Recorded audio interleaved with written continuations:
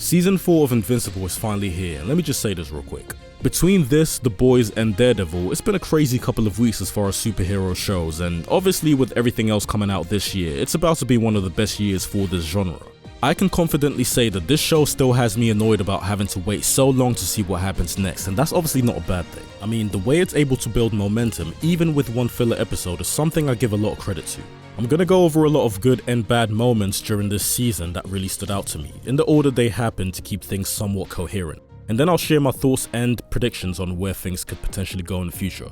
And of course, there's gonna be spoilers, so if you ain't seen it yet, you know what you have to do. First of all, let me start off by saying that the cast again was brilliant for the most part, especially during key scenes.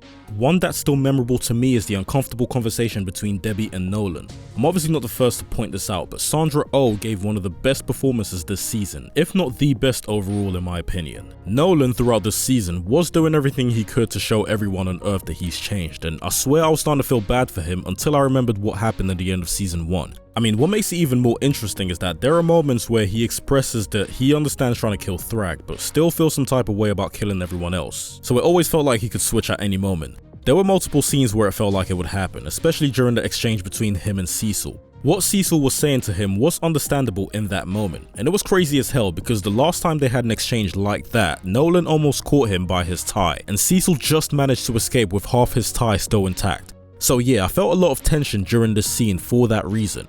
I don't know if that was intentional, but it kept me on edge during other scenes as well.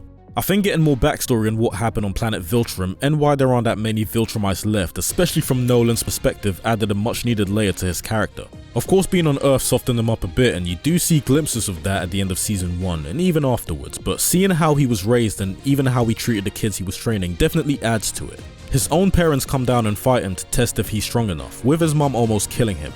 And even though his dad eventually pulls back after Nolan gets pushed to his limits, his mum sees the restraint as weakness and calls them both pathetic. So even before Earth, there's a small glimpse that Nolan isn't completely built the same way as the rest of them, and maybe that comes from the mercy his dad showed him. But with that being said, based on the ending we got and how Thedas turned out, maybe they just need a different perspective from what they were brought up to believe, but we'll see what happens.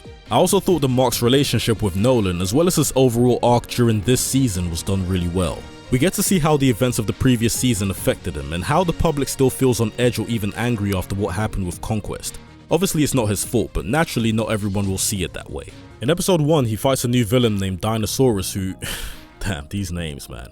Anyway, he basically tells him that saving people in that moment doesn't fix the bigger problem, because if the same threats keep coming back, then more people will keep dying, which makes sense. See, this villain is kind of like the Hulk, where his human side isn't really aware of what's happening when he transforms. So when that happens, Mark almost kills him, but stops when the other heroes show up and he realizes how far he was about to go.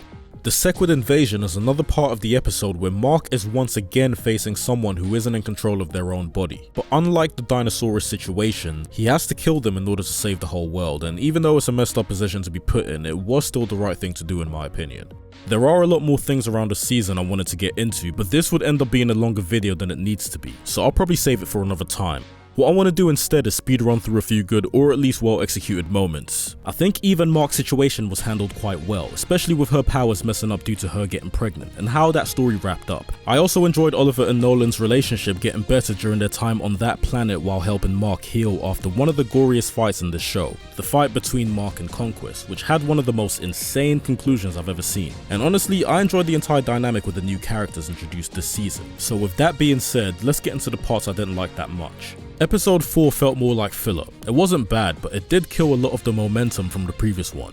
The whole thing with the devil is obviously going to come back in an important way, especially with the Viltrumites now on Earth, but at the time I just wanted to get back to the main story. Oliver was annoying as hell in certain moments, I've got to say it. I get he's a kid, but you know what, I'm glad Thragg taught him a lesson, and hopefully he comes back better in the next season. He really should have learned after what Conquest did to him, but we'll see what happens. I've seen a lot of people complain about the animation, and yeah, it's not great, I agree, but with a story this good, it doesn't actually bother me that much. There were a few errors I noticed during the big fight in episode 7, but nothing that took me out of the experience, so it's whatever. Overall, it was one of the best superhero shows I've seen so far this year, and I'm definitely looking forward to what's going to happen next.